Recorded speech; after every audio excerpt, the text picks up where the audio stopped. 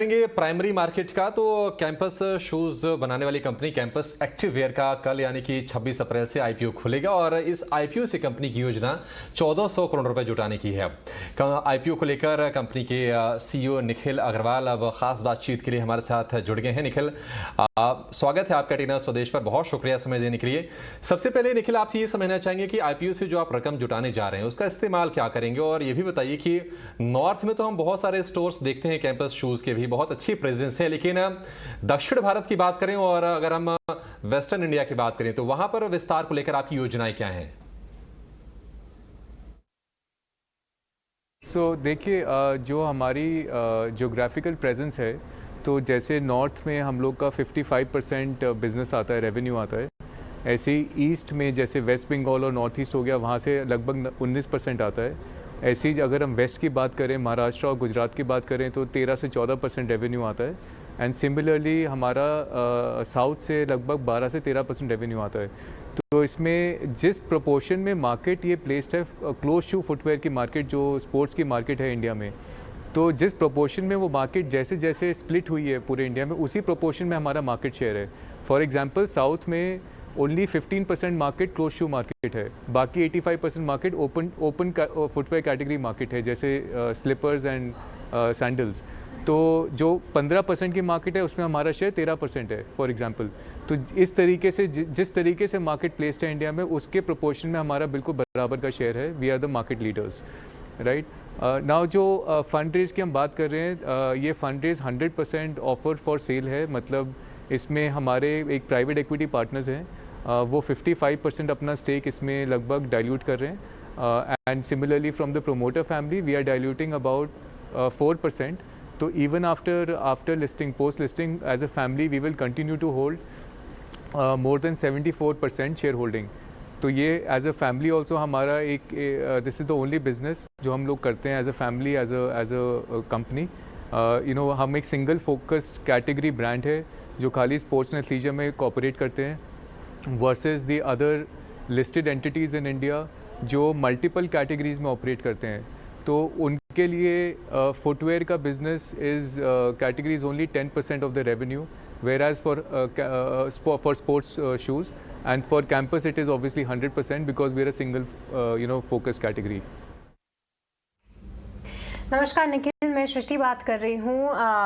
Campus एक well known brand है, no doubt, but जो आईपीओ आ रहा है ये पूरा प्योर ओएफएस है, जिसमें कि बड़ा हिस्सा अगर इन्वेस्टर्स को जाएगा तो कारोबार का विस्तार कैसे होगा, उसको लेकर कंपनी की क्या स्ट्रैटेजी है, और साथ ही आने वाले समय में क्या कोई एक्विजिशन होते हुए भी हम देख सकते हैं?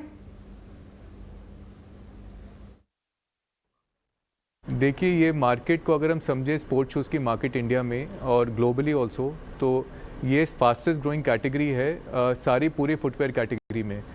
तो इंडिया में हिस्टोरिकली अभी तक ये 16 से 17% की ग्रोथ रेट पे ग्रो हुई है, और ओवरऑल फुटवेयर मार्केट इंडिया में 8 से 10% पे ग्रो हुआ है। सिमिलरली गोइंग फॉरवर्ड, यहाँ से अगले 5 साल तक हम इस कैटेगरी को कम से कम 24 से 25% की ग्रोथ रेट पे एक्सपेक्ट करते हैं टू ग्रो, क्योंकि ये स्पोर्ट्स एंड एक एथलीजर का कल्चर है जो पूरा वर्ल्ड वाइड एक फिनोमेना बन चुका है। ये 15 साल पहले वेस्टर्न कंट्रीज़ में आया, यूएस में आया, यूरोप में आया, चाइना में आया, और अब जाके ये पिछले 3-4 साल से फुल फोर्स में इंडिया में आया है।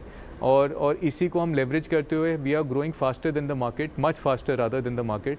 तो जो एक अनऑर्गेनाइज शेयर भी है, तो ये मार्केट को अगर हम समझे 12,000 करोड़ की मार्केट है ओवरऑल स्पोर्ट्स एंड एथलीजर की, जिसमें लगभग 55% is organized and 45% is unorganized. तो we are the leading company जो ऑर्गेनाइज में तो फास्टेस्ट ग्रो कर ही रहे हैं, हम एक अनऑर्गेनाइज का भी शेयर ले रहे हैं, गिवन कि there is a very big import duty from countries like China, जो एक कस्टम ड्यूटी गवर्नमेंट ने एक ऐसी कंट्रीज़ पे लगाया हुआ है। तो in terms of scaling up, हम लोग के बेसिकली 3 चैनल हैं जो हम ऑपरेट करते हैं। तो हम if we talk about our expansion strategy, we firstly if I talk about our current model, so we are operating in 3 channels, जिसमें हमारा 60% बिजनेस आता है ट्रेड डिस्ट्रीब्यूशन से, जिसमें हमारा सबसे बड़ा ट्रेड डिस्ट्रीब्यूशन नेटवर्क है पूरे इंडिया में in the sports and athleisure segment.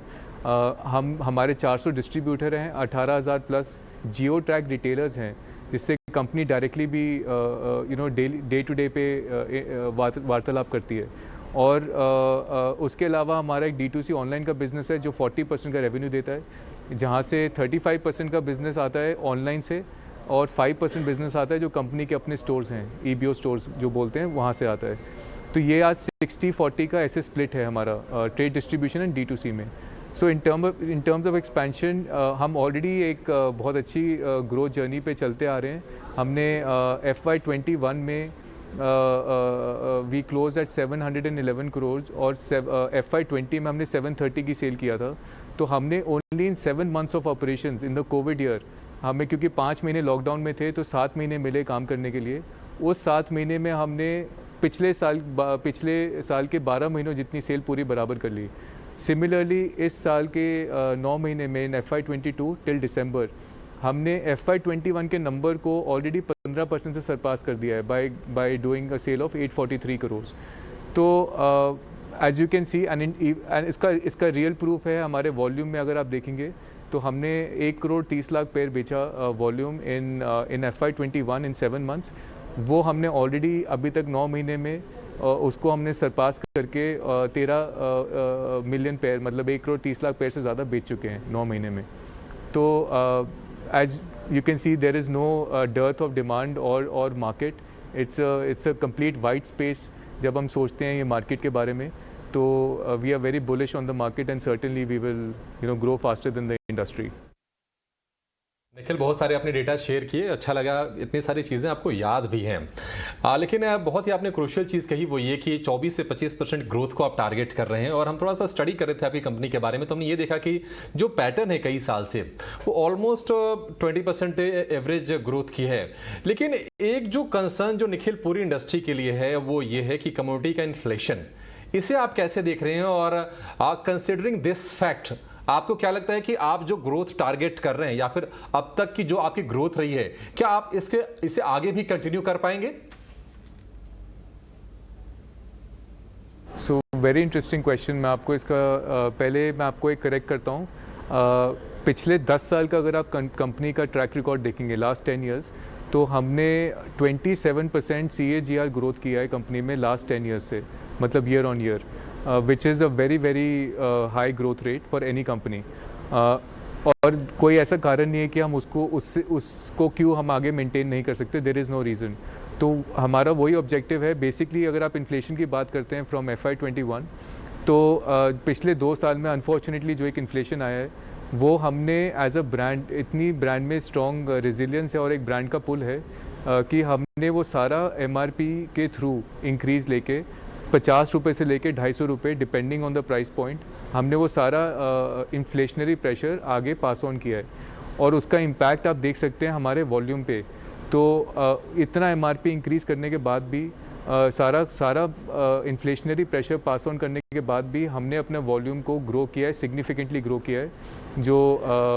जो हमारा FY20 में हमारा वॉल्यूम था 1 करोड़ 10 लाख पेयर, वो हमारा 1 करोड़ 30 लाख पेयर हुआ FY21 में।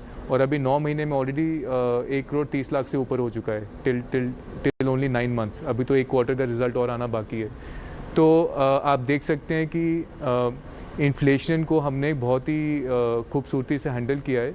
And at the same time I would also like to tell you कि जो हमारा रॉ मटेरियल है उसमें खाली 15% ऐसा रॉ मटेरियल होता है, जैसे ईवा का सोल हो गया, जो दाना होता है ईवा का जिससे सोल बनता है, और एक PU और PVC जो ऊपर लेदर होता है।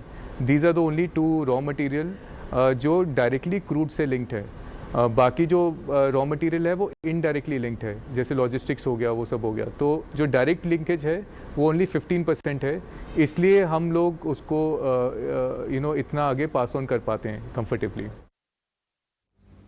और निखिल, अब ये आखिरी सवाल है आपके लिए, जहां आप कुछ समय पहले इंडस्ट्री ग्रोथ की बात कर रहे थे, पर अगर क्विकली किसी को समझना चाहे कि आप कितने बड़े प्लेयर हैं, तो ओवरऑल शू मार्केट में कैंपस शूज़ कितना मार्केट शेयर फिलहाल होल्ड करता है? और साथ ही क्योंकि यहाँ पे बहुत लीडिंग प्लेयर्स भी हैं, तो कंपटीशन से आने वाले समय में आगे निकलने के लिए कंपनी की क्या स्ट्रैटेजी होगी? सो अगर हम कैंपस की एवोल्यूशन की बात करें तो कैंपस जब से बॉर्न हुई है कंपनी इन 2005 एंड 2006, हमने आज तक अपना focus as a family as a company कभी भी हमने स्पोर्ट्स शूज़ से बाहर कदम नहीं रखा है किसी भी और कैटेगरी में। तो हमने हमेशा से स्पोर्ट्स एंड एथलीजर कैटेगरी को ही फोकस किया है and this is the only reason जिसकी वजह से हम पिछले 15 साल में इस लेवल तक पहुंच पाए हैं। हम उसको हर साल स्केल अप करते गए। वर्सेस आप देखेंगे अदर मल्टी कैटेगरी ब्रांड्स, तो उन हर एक कंपनी के पास एक फाइनाइट रिसोर्सेज होते हैं, चाहे वो मार्केटिंग स्पेंड हो, चाहे वो बैंडविड्थ हो, किसी भी तरीके से आप देखेंगे हर कंपनी में फाइनाइट रिसोर्सेज होते हैं, उसको उनको हर एक कैटेगरी में डिप्लॉय करना पड़ता है। तो हमने अपने 100% रिसोर्सेज एक ही कैटेगरी पे डिप्लॉय किए आज तक। तो उसकी वजह से ही हम एक आज लीडरशिप पोजीशन पे आ पाए हैं, जिसमें compare to any of our competition, even the second best competition, हमारा 4 to 5x हम बड़े हैं, 4 से 5 गुना बड़े हैं, चाहे वो वॉल्यूम हो चाहे वो हमारे रेवेन्यू हो। दोनों में हम 4 से 5 गुना from the second largest competition बड़े हैं मार्केट में। निखिल जी, बहुत शुक्रिया हमसे बातचीत करने के लिए, बहुत अच्छा लगा आपसे, और आईपीओ के लिए बहुत शुभकामनाएं आपको, और उम्मीद करेंगे कि आप जो उम्मीद करके चल रहे हैं, जो एक्सपेक्टेशन है आपकी सब्सक्रिप्शन को लेकर, वो आप अचीव कर रहे हैं इस आईपीओ के जरिए। विवेक, कैंपस शूज